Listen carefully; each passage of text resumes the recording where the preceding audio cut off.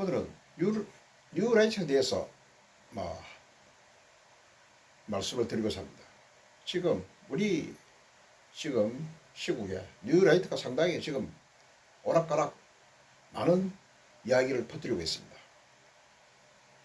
잘못된 의견도 많습니다. 뉴라이트가 뭐냐? 뉴라이트는 우리가 흔히 이야기하는 신자유주의하고는 좀 거리가 있습니다. 그하고는 별개의 사상이고, 뉴라이트는 1985년 안병직 교수가 시작한 사상으로서, 그 양반은 그 이전까지만 하더라도 소위 한국의 근현대사를 식민지 반봉건의 역사로 해석하였습니다. 즉 한국의 역사를 식민지적 상황 그리고 봉건주의에 준하는 상황으로 좌파적 시각에서 그렇게 역사를 해석해왔습니다. 하지만 그러한 사상은 이미 80년대 후반 그리고 90년대 초 소위 소련 그리고 동구라파 여러 나라가 몰락함으로써 끝이 났습니다. 몇몇 나라밖에 지금은 존재하지 않습니다. 북한, 중공, 베트남, 쿠바 정도밖에 공산주의 체제가 없습니다. 물론 중공도 상당히 변형된 공산주의, 북한도 역시 마찬가지고 그렇습니다.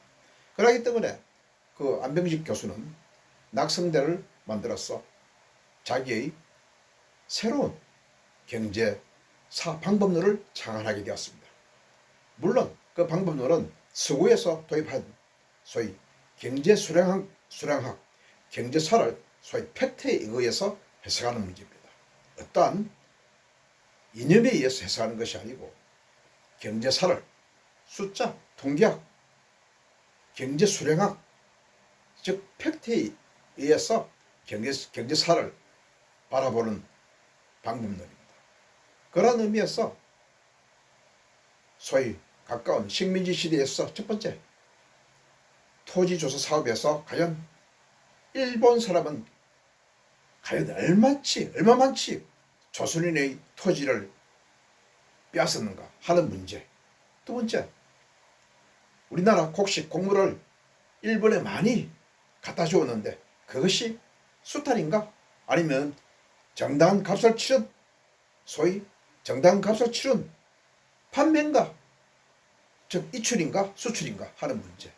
또 세 번째는 소위 위안부 문제에서 위안부가 우리가 흔히 알듯이 강제로 보내지었는가, 아니면 어느 정도 자발성도 있었는가, 그 과정에서 우리의 문제는 없었나, 우리의 부모의 문제는 없었나, 그 당시 위안부를 소위 모집한 단체 브로카와 소위 브로카와 연결된 우리 조선의 못 사는 백성들, 소위 머슴, 첩, 무당, 하층민들, 이런 사람들이 딸을 대상으로 서로 계약을 맺고 보내는가 하는 문제 등등이 많습니다.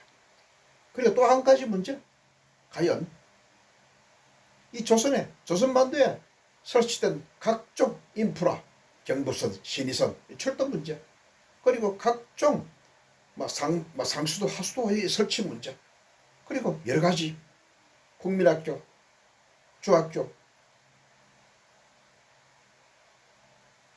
대학교의 설립 문제 등등을 어떤 방법으로 그것을 해석해내는가. 그러니까 뉴라이트 사상은 소위 팩트로 토지 대장을 보고, 그리고 각종 곡물의 어떤 이출 장부를 보고, 또 각종 어떤 자료를 근거해서 그렇게 해석하고자 하는 방법이었습니다. 정확하게는 저는 잘 모르겠습니다. 과연 식민지 시기 당시에 우리가 소위 민족 좌파가 주장하는 철저하게 100% 수탈을 당한 그런 시기였는가, 아니면 어느 정도 우리한테 이익이 좀 있었는가, 소위 말하는 근대화가 있었는가, 이 두 가지 논점에서 소위 식민지 수탈론, 정반대의 식민지 근대론 이런 등등의 의견이 있습니다. 그리고 그 다음 문제로 소위 직융의 문제, 직융의 규모. 그리고 동시에 우리나라 인력이 당시에 막 30년대 40년대 막 통틀어서 근 200만 가까운 사람이 만주, 일본 많은 지역으로 옮겨갔습니다. 그 많은 인력이 과연 전부 어떠한 인력이었는가? 살기 위해서 나간 사람들이 많이 있었습니다. 노동의 문제에서도 살고자 돈을 벌고자 했던 사람도 많이 있었던 것입니다. 이것을 어떻게 해석할 것인가? 과연 일제하에 일제강점하에 시기를 100% 수탈을 볼 것인가? 아니면 조금의 어떤 근대화가 있었는가? 어디에 무게의 중심을 둘 것인가? 라는 문제 등이 있습니다. 이것을 팩트를 보자는 것이 뉴라이트 사상의 근본입니다. 그리고 해방 후에도 역시 마찬가지입니다. 이승만 정부가 강력하게 추진했던 토지개혁 사업, 이것은 대단히 중요했던 사업이고 획기적인 그러한 정책 결과물입니다. 이걸로 인해서 우리의 많은 백성, 농민들이 거의 90% 이상 소작농에서 내지는 소작자작을 겸용하는 소농에서 90% 이상이 자작농으로 전환을 했습니다. 이것은 역사상 대단히 큰 업적을 할 수 있습니다. 이것을 어떻게 해석할 것인가? 좀 전의 좌파적 해석으로서는 이것을 굉장히 소극적으로 부정적으로 봤습니다. 하지만 그것이 전부인가? 그렇지는 않습니다. 우리 조선 역사로 통틀어서 그러한 시기는 없었던 것입니다. 북한의 소위 말하는 토지개혁은 100% 지주로부터의 몰수, 국유의 작업이었습니다. 농민들한테 무상 배부를 분별하였다 치지만 그것은 별로 의미가 없습니다. 농민들도 굉장히 싫어했습니다. 자기 땅이 없으니까.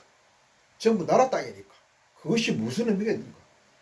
그에 따라서 북한에서의 많은 사람들이 이미 1945년에서 49년 사이 저 평안도, 황해도에서 많은 사람들이 이남으로 올라하였습니다. 그러한 결과 때문에 그렇습니다.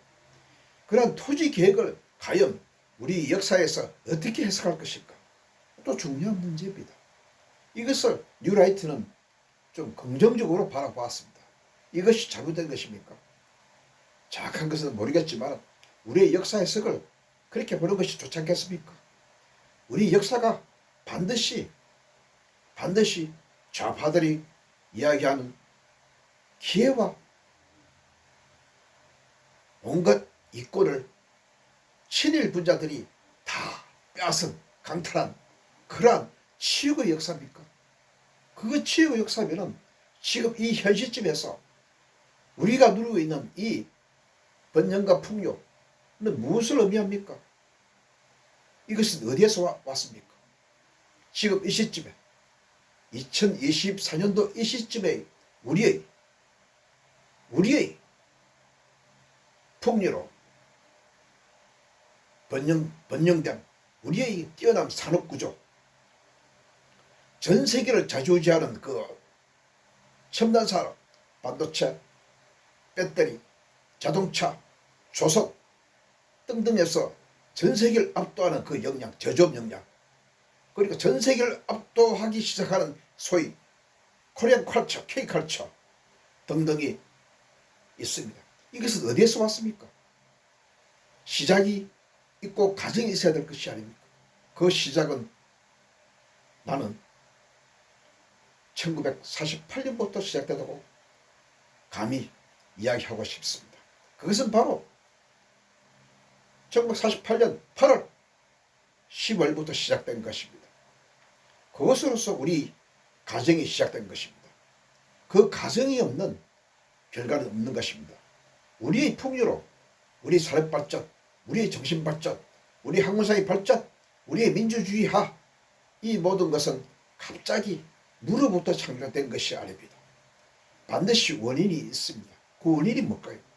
원인과 과정, 이것을 하나씩 하나씩 숫자로 통계적으로 살펴보자는 것이 소위 경제수학학파, 소위 속칭 이야기하는 뉴라이트 사상이 아닌가 그렇게 알고 있습니다. 물론 나는 정확히 잘 모르지만 뉴라이트 사상의 일부 과격한 과장된 극단적 표현이 있을 수 있습니다. 하지만 그것을 가지고 하나만 그 부분을 가지고 전체를 매도하기에는 그러지 않습니까? 그러한 사상은 우리의 어떤 발전에 있어서 반드시 필요한 것입니다. 우리의 역사 발전을 위해서 사상은 자유롭게 표현해야 됩니다. 반드시 누가 뉴라이트다 라고 이렇게 매도해서 뉴라이트 사상은 절대 아니다. 저것은 완전히 식민지 사관에 물들은 그야말로 제1분자의 사상이다 라고 몰아치기에는 너무나 거리가 먼 사상입니다. 그 사상은 그야말로 팩트를 보자는 사상입니다. 우리 대한민국의 발전을 위해서, 우리 대한민국의 정체성을 위해서 나라를 바로 세우자는 이야기입니다. 나라를 바로 세우자는 이야기인데 왜 그렇게 7일분자로 몰아서 매도하는지 참 그러합니다. 우리는 역사를 바라볼 때 사실을 가지고 따져봐야 됩니다. 그거는 소위 이승만 정부 시기도 마찬가지입니다. 그렇습니다. 나는 이렇게 주장하고 싶습니다. 소위 식민지 시기에 있어서 식민지 수탈론이니 식민지 근대화론이니 이렇게 설왕설래하고 학문적으로 정립하기가 굉장히 어렵습니다. 너무나 이것은 우리의 어떤 그 잠재된 반일감정으로 인하여 정상적인 학문적인 논의를 하기에 굉장히 어려운 토대입니다. 따라서 나는 말하고자 합니다. 일제 식민지 시기 그 점에 대해서는 일단 나는 보류하고자 합니다. 평가를. 단지 이것은 있습니다. 식민지가 수탈한 것은 명백하다. 하지만은 일부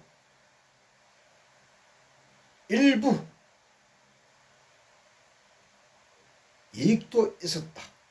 그 점에서 일부 인정을 하는 것입니다. 그러하기 때문에 일단 그 시점에서는 보류를 합니다. 저는 주장합니다. 감히 우리 근대화의 시작, 소위 우리 역사상의 모더니제이션 근대화의 시기는 1948년 8월 15일부터 시작되었다고 감히 주장합니다.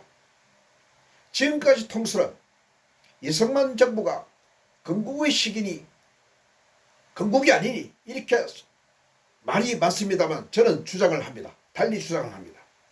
이 시기는 우리 근대화의 시작이었다.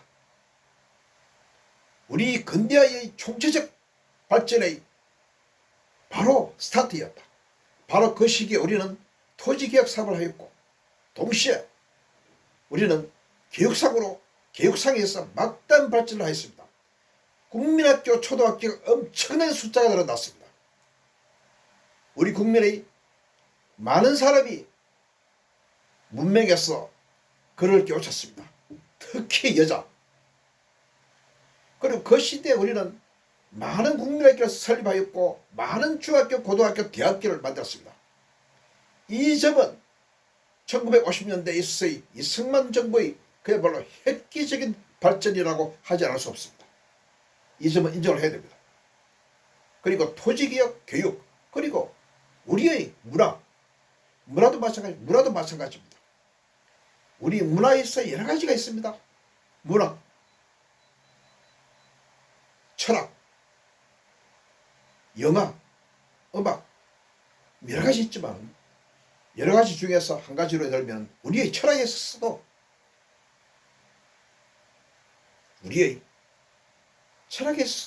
그 시점에서 많은 발전이 있었다고 생각합니다. 소위 칸트 철학의 대부를 할 수 있는 최재희 교수 등 많은 발전이 있었습니다. 이것은 바로 근대화의 시작이라고 볼 수 있습니다. 경제 발전도 마찬가지입니다. 우리는 흔히 경제 발전이 박정희 대통령의 위대한 산업화 혁명의 시기라고 이야기하고 있지만 그 토대 기반은 이미 50년대 이승만 정부 시기 때 그 토대가 형성이 되었습니다. 경제 발전, 산업 발전, 산업 혁명을 이루기 위해서는 다른 모든 것도 많이 있지만 사람이 있어야 된다. 인력이.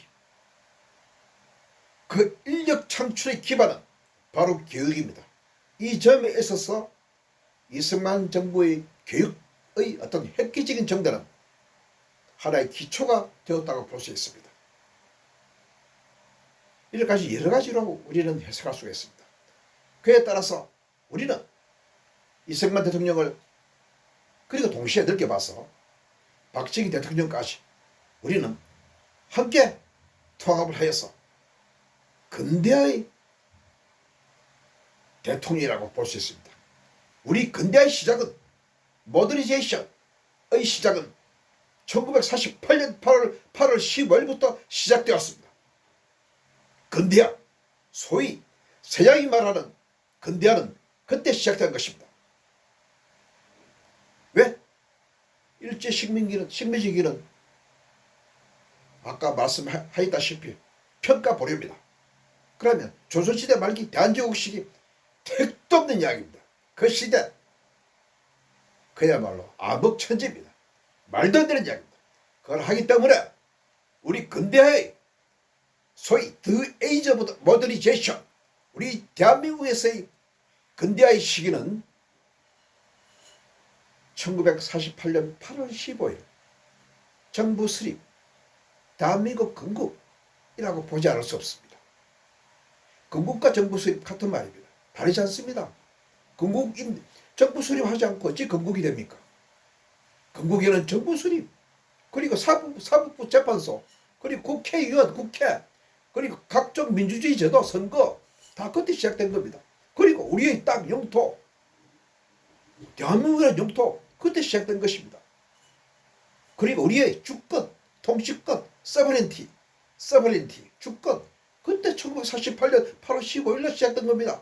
그때가 바로 우리의 시작이었고 우리 근대화의 시작이었다고 감히 나는 주장을 하고 있습니다. 그래서 감히 주장을 합니다. 일제시대의 식민지 수탈론이니 식민지 근대화론이니 일단 저는 그에 대해서는 말하지 않겠습니다.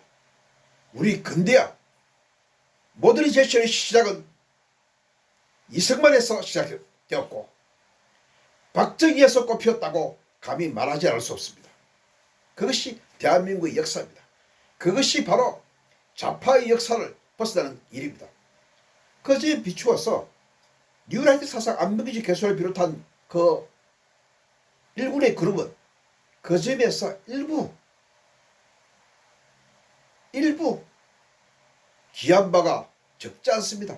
역사를 좌파적 관점에서 바라보지 않습니다. 팩트로 바라보는 것입니다. 사실은 사실대로. 역사에 있어 북한과의 경쟁은 끝났습니다. 북한 우습습니다. 나라 가지고 진짜 행복이 하나 가지고 버티는데 너무너무 골치 아프고 가소롭습니다. 그런 나라 가지고 무슨 통일이 되겠습니까? 협상이 되겠습니까? 평가에서 이미 벗어났습니다. 트럼프 따위가 감히 김정은을 칭찬하는 거 너무너무 우습습니다. 우리 자신은 소위 대한민국의 역사에 있어 정체성을 확실하게 굳혀야 됩니다. 미국의 역사는 정체성을 확실히 굳혔습니다. 어떻게? 미국에서의 역사는 1776년 독립선언을 독립기념일로 선정을 하고 물론 그 전후로 독립전쟁이 수년간 있었습니다. 그 과정을 거쳐서 미국 건국이 되었던 것입니다. 그 피나는 투쟁 끝에. 그리고 소위 에이브라함 링컨이 남북전쟁을 통해서 전 미국을 통합했던 것입니다. 그러한 과정이 미국의 건국 과정입니다. 그러한 과정에서 미국의 정체성은 확립된 것입니다. 그들은 미국의 역사를 치욕스러운 면, 수치스러운 면 엄청나게 많습니다.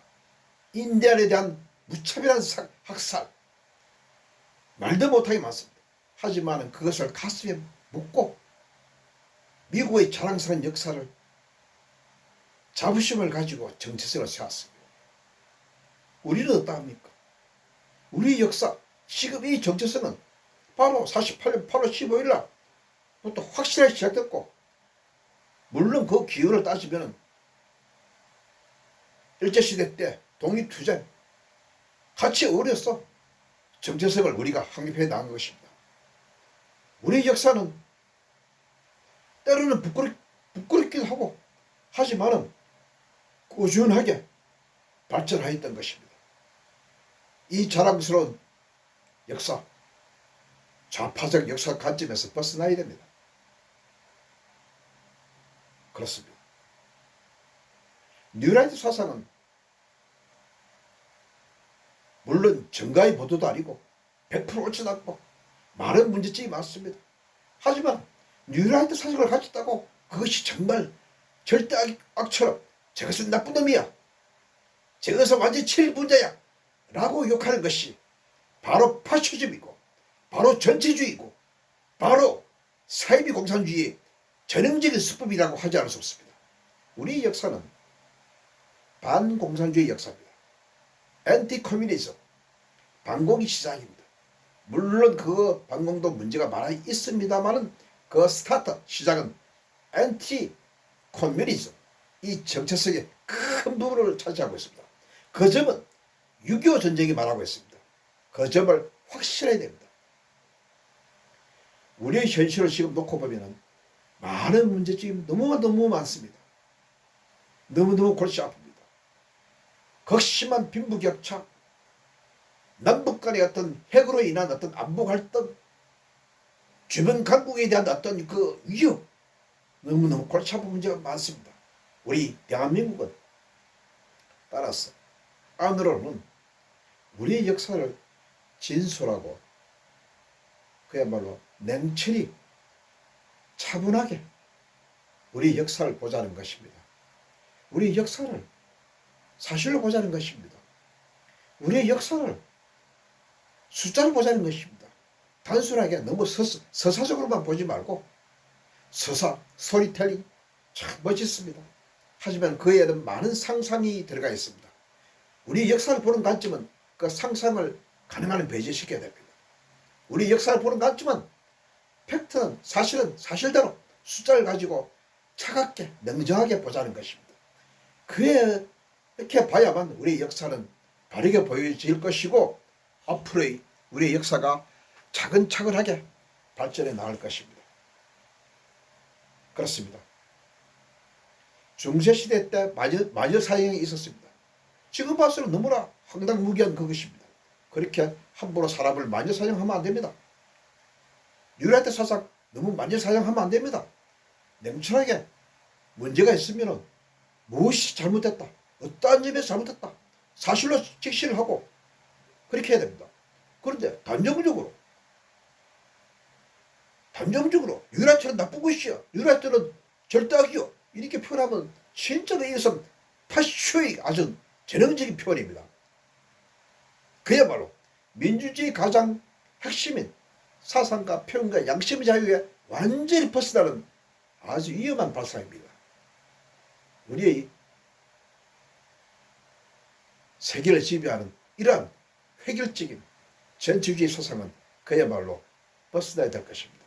이것이 오늘 내가 말하고자 하는 의견입니다. 우리의 사상 다양하게 바라봐야 될 것입니다. 그것이 사상의 자유입니다.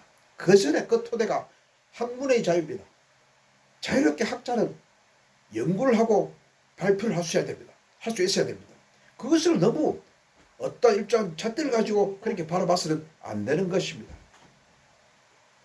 이상해서 간략하게 마치고 다음에 다시 한번 말할 기회가 있으면 다시 말씀을 올리겠습니다. 감사합니다.